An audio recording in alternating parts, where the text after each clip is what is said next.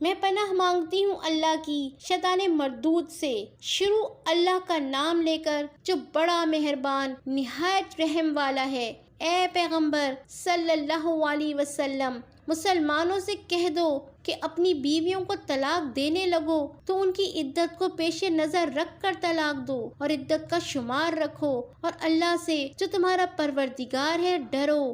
نہ تو تم ہی ان کو ایام عدت میں ان کے گھروں سے نکالو اور نہ وہ خود ہی نکلیں۔ ہاں اگر وہ کھلی بے حیائی کریں تو اور بات ہے، اور یہ اللہ کی حدیں ہیں۔ جو اللہ کی حدوں سے تجاوز کرے گا وہ اپنے آپ پر ظلم کرے گا۔ اے طلاق دینے والے، تجھے کیا معلوم شاید اللہ اس کے بعد رجعت کی کوئی سبیل پیدا کر دے۔ پھر جب وہ اپنی میعاد یعنی عدت ختم ہونے کے قریب پہنچ جائیں تو یا تو ان کو اچھی طرح سے زوجیت میں رہنے دو یا اچھی طرح سے علیحدہ کر دو، اور اپنے میں سے 2 منصف مردوں کو گواہ کر لو، اور اے گواہو اللہ کے لیے درست گواہی دینا۔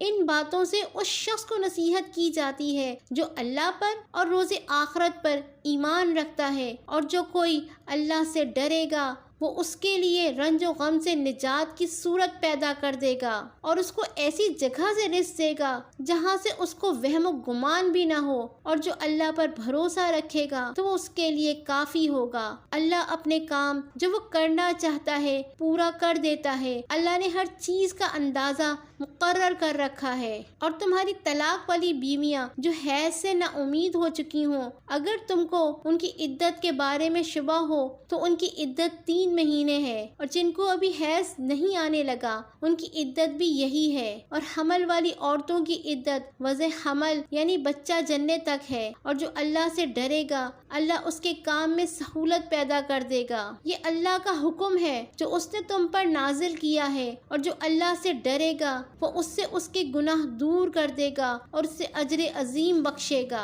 طلاق والی عورتوں کو ایام عدت میں اپنی حیثیت کے مطابق وہیں رکھو جہاں خود رہتے ہو، اور ان کو تنگ کرنے کے لیے تکلیف نہ دو، اور اگر وہ حمل سے ہوں تو بچہ پیدا ہونے تک ان کا خرچ دیتے رہو۔ پھر اگر وہ بچے کو تمہارے کہنے سے دودھ پلائیں تو ان کو اس کی اجرت دے دو، اور بچے کے بارے میں پسندیدہ طریق سے موافقت رکھو، اور اگر باہم ضد اور نا اتفاقی کرو گے تو بچے کو اس کے باپ کے کہنے سے کوئی اور عورت دودھ پلائے گی۔ صاحب وسعت کو اپنی وسعت کے مطابق خرچ کرنا چاہیے، اور جس کے رزق میں تنگی ہو جتنا اللہ نے اس کو دیا ہے اس کے موافق خرچ کرے۔ اللہ کسی کو زیر بار نہیں کرتا مگر اس کی لحاظ سے جتنا اس کو دیا ہے، اور اللہ ان قریب تنگی کے بعد آسانی کر دے گا۔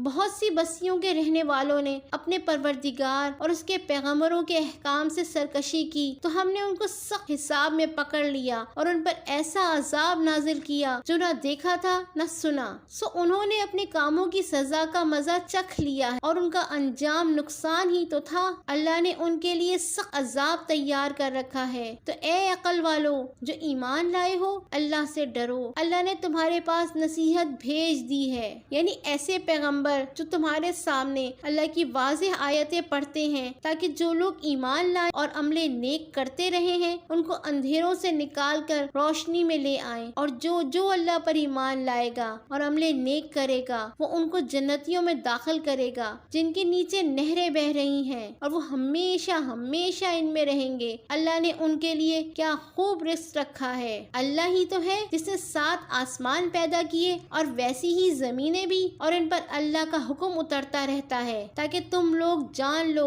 کہ اللہ ہر چیز پر قادر ہے، اور یہ کہ اللہ اپنے علم سے ہر چیز کا احاطہ کیے ہوئے ہے۔